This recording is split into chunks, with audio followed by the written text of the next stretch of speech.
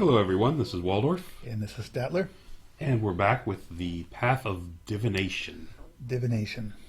Divination is available to the Demonic Legions, the Dread Elves, Empire of Sonstal, Highborn Elves, Kingdom of Equitaine, Saurian Ancients, Sylvan Elves, and Undying Dynasty. This is a very popular lore. 8, 1, 2, 3, 4, 5, 6, 7, 8 different armies. Half the armies can have this. This one has a special rule called the Conclave. Spells from Divination gain a +3 range for each other wizard with non-bound spells from Divination within 12 inches of the caster. Whenever a wizard attempting to cast a spell from Divination suffers from lost focus, all other friendly wizards with non-bound spells from Divination and within 12 inches of the caster also suffer from lost focus until the end of the magic phase. So this is kind of the old, if you want to do the old thing where you double up mages, do the council. Yeah, kind of a light council from the old Path of Light. Except now it just boosts your range, which is helpful. And when we get into it, we'll see why it's really helpful. Okay. So what do we have? Guiding Light is the first spell. It's an attribute. I'm sorry, not a spell. So you get this every time that you cast. So I think this is one of the few that has a special rule and an attribute. Range is 18. It's an augment. Lasts one turn. When the target takes a leadership test, roll an additional d6 and remove the highest d6 rolled.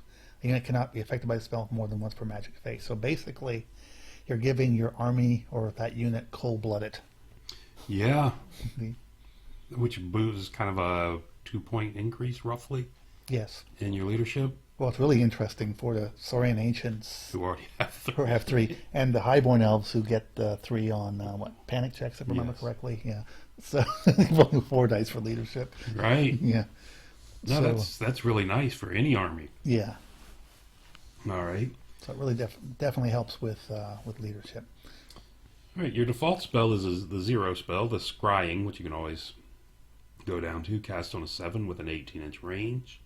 Or you can boost it to a 10 and get a 6-inch aura. It's an augment, lasts one turn. Target gains distracting and hard targets. -1 to be shot at, -1 to hit in combat. Yep. For a 7. Or a 7. This is really good. Awesome. Well, and the 6-inch aura, which if you have another guy somewhere near you, becomes a 9-inch aura. And if you have 2, it becomes a 12-inch aura. So you can cover your army. That is pretty awesome. Yes. Yes, casting on a 10, your army, most of your army becomes -1 to hit. Yes. That's not too shabby. Yep, good spell. Brings us to Fate's Judgment. Cast on a 7, boosted versions at 10, range of 18. Seeing a pattern here. It's a hex, a magic missile, damage instant. Target suffers D3, D6 in the boosted version. Hits with that wound automatically. No rolling the wound. With no ward or regeneration saves allowed. So you still get your armor save if you have some. Oof. But no ward or no regeneration. And these are wounds, not hits. So where alchemy's punishing you for wearing armor, this one's really hurting you for not having armor. Yes. D3. So that's an average of 2 wounds. But no, that's harsh. This is really good. I mean, you're taking a chance if your character goes running out there by himself, unless he's got a, 1-up armor. But it's definitely good against monsters, monstrous infantry, and even war machines to a degree. I mean, you actually get lucky with the boosted version. You could take out a war machine. I mean, you have a decent. I mean, even if you have a 3-up armor, say, with your guy, even if they cast a D6, chances are you're going to take 1 or none. Yes. So it's not awesome. No, I'm thinking more if a mage is running. The problem is because mages don't wear armor. Or mages. Or low armor monsters, which there's a lot of. Yes. Or what's going to be really vulnerable to this thing. But you roll against a war machine, and most of them, there's a good chance you have a 1/3 chance of just killing it outright. Most have like 5 wounds. 5 wounds, right? So 1/3, 5 and 6. Oh, yeah. Oh, good point. Yeah. Ooh, wow! If you do the big version, yeah, it's only 18 though. If you're within 18 of a war machine, depends how many mages you have. Okay. Okay. It Good quickly point. gets to 24. Which is, I think, the way you play this, because you want to, give you the Boost your range. Yeah, and it Next, doesn't hurt you to boost your range either. You can still cast and everything. So yeah, the only thing it does is I guess they all lose their bonus to cast if if one you fail, fails. yeah, All right, number 2, Know Thy Enemy. Cast on an 8, range of 18. Boosted is in 12, cast 12, and is a 6-inch aura with an augment. Last one turn. Target gains +2 weapon skill and +2 initiative.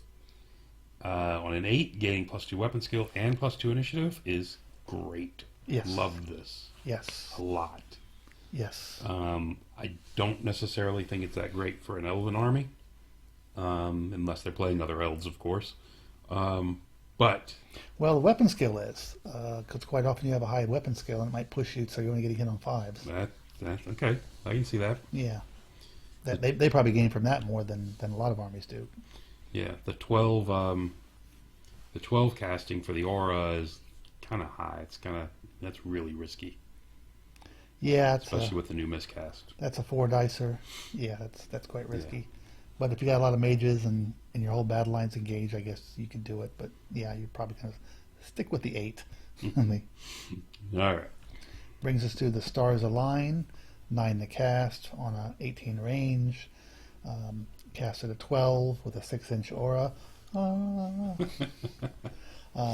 On the boosted version, augment, last one turn. The target gains divine attacks and must reroll fail to hit rolls with close combat and shooting attacks. And shooting attacks. Yeah. Why is that red? Oh, because it doesn't it apply only, to it shooting. only applies to the 18 inch. It doesn't apply shooting- to the aura. Okay. If you do the aura, the shooting doesn't apply. Right. Okay. It's only the close combat Okay. attacks. Yeah. Sorry, it was a little confusing, but I got it. Yeah. Yeah, with close combat attacks, and then in red and shooting attacks. Right. Okay. All right. So you get divine attacks. That's helpful for things I guess have ward saves. And I guess now all ethereals get a ward save 5 against magic, so that's helpful. But it gives you hatred. But it gives you the rerolls, Yeah. which is the real bonus for it. Yeah, the divine attacks are maybe a bonus sometimes, but that hatred on a 9 or bubbled on a 12. Well, that's what it's really about. It's really about Yeah. the fail to hit rolls. Helps you with like Rubber Lance Syndrome, or if you do a specific unit, you can get more hits with your ballistic skill shooting, or put it on a war machine. Oh man, Put it on that volley gun? yes. I don't think does. No. I don't think Thank God. EOS has actually the volley gun would be very bad. So yeah, but you get a bolt thrower. You wanna get that reroll because you want that hit bad. No, what is this? We're on divination. Yeah. The Emperor Sanstall does have this. Okay. Yeah, that's on terrible. a volley gun would be terrible. Yeah, for the target. Good for the Empire Sunstall. Very good for the Empire Yes, Sunstall. so, but yeah, no, that's basically giving hatred and re-rolling hits on shooting is Fantastic. fantastic. The aura, once again, I don't know if you'd be casting that too much because you have to put the dice behind it, and you'd have to have a battle line in combat. Yes, your entire line would have to be in combat. And- Or you need it on 3 units Right. to risk that, I think. And if you already have hatred, or you have a bonus like Empire Sunstall does already, you don't necessarily need to spell for that purpose, Okay. except for the shooting. It's really helps with the shooting. All But cavalry army is like Kingdom of Equite, and it helps with the Rubber Lance a lot. It does. Moving on to the number 4 spell is Look to the West. Cast on a 9 with an 18-inch range. I don't see anything. To the west? It's dark outside. It's there is no boosted version to this. It's an augment, last one turn. Target gains stubborn and immune to psychology. Stubborn on a 9. It's very nice. It's very nice. The stubborn magic item is gone now, if I remember correctly. The one-time stubborn. I believe you're correct. Yeah. So, and while there's not a, this is a way to get stubborn into your army, and on a 9 to not potentially run away is a big deal. I mean, it's going to be a 3-dice spell, but it's really nice. Yeah, you got your flank exposed. You don't want to run away. Stubborn is good. Yes. Brings us to Unerring Strike. Cast on a 9. Boosted version cast on a 13. Ranges 18. It's a hex, a missile, and damage. Instant. The target suffers 2d6. 3d6 from the boosted version hits that wound on a 4-up. Have armor piercing 2 and divine attacks. Okay. So this is so far one of the potentially better magic missiles that we've seen. As far as its ability to wound, depending on the target. But yeah, but knowing that you can put wound on a 4-up, put that on a big gribbly. I mean, that's pretty nice. If you get the boosted version off on 3d6, 3d6, you're going to do half of, you're going to do what, yes. 10 or 11? And half of those are going to wound, so you're talking about 5 or 6. Yep, you can kill a monster outright. With armor piercing 2, and most don't have big armor. Usually have, big armor. Quite often we have 5, so. Oof, well, that's pretty good. And if they happen to have a warrior, they're re-rolling that too. I guess you got to get through their region if they have that. But, yes. No, that's a nice spell. Yeah, it's quite potent against different monsters, and you can get rid of a war machine with it. Again, yeah, it's good. I mean, this is actually good against everything. I can't think of anything it's not good against. It is. It's a nice spell. Yeah, 9. You do need to put 3 dice behind it to get the 9, and 4, maybe even 5 to get the 13. Actually, it's probably 5. So. Wow. All right. That brings us to 6. The Portent of Doom. Cast on a 10. Range of 18. It's a hex. Last one turn. At the start of the following At the start of the following phases, roll a d6 plus 1 extra d6 for each character in the unit. If one or more die results in a 6, the target cannot perform the corresponding action this phase. In declared charge phase, he can't declare charges. In a remaining moves phase, no march. Magic phase, he can't cast spells. In shooting phase, he can't shoot. This is really the anti-Death Star spell. This punishes Death Stars. This can break a game.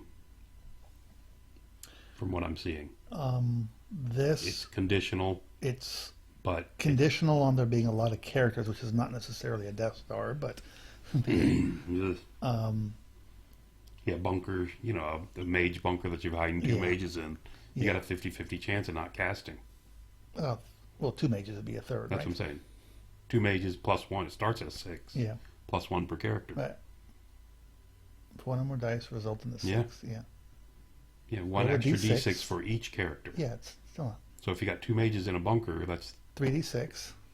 Oh, 3 dice. Sorry, it doesn't go down. The number doesn't go. Correct. Okay, my mistake. The number doesn't go down. It's still a 6 you're going for, but you're rolling 3 dice for it. Okay. If it works, it's really good. But it's extremely random. But if it doesn't work, you put a lot of dice into something that didn't do anything. It's a 10. You're putting 3 to 4, right? Yes. And you're rolling it on all these different effects. Gets a little annoying, frankly, if somebody's got, all 3, happens to have all 3 capabilities and it would apply. Right. So, yeah, I'm not a fan of things that are really random that have relatively high casting values. Myself, that would be my. I mean, it's one of those things. If it's cast against you, you're probably concerned about it, and you probably feel you can't afford to take the chance. So well, yeah, depending on where you are in the game. Where you are in the game, because if you can, it's kind of like the old animosity rule. All of a sudden, your unit doesn't do something at a critical time, it can cost you the game. Oh yeah. So it can be. Actually, that's one way to look at it. You're giving someone animosity. Exactly. So it can be very good, or it can be not so good depending on the randomness. Could just do nothing. Yeah, I mean, it could cause you to take an opponent might spread their characters out a little bit more. You might get that side bonus from it. Right. The opponent knowing you have this spell deploys or positions his stuff differently. Right. Or you might not know you have the spell. He'll know you have the lore, and it might make him anything that affects at the start of the deployment. game, you'll know. Yeah. So anything that affects deployment is it's a slight bonus. Is a bonus, but yeah. All right. So looking back, like I'm kind of in agreement with you on the number 6. It's like I said, it can break a game. I mean, it's the key point. You basically stop the guy from charging you, maybe casting spells at you. Mhm. Yeah, I can see where this can really hurt. Yes. But it's extremely random. Yeah. Looking down through here, though, that's the only spell that I don't see a use for every single game.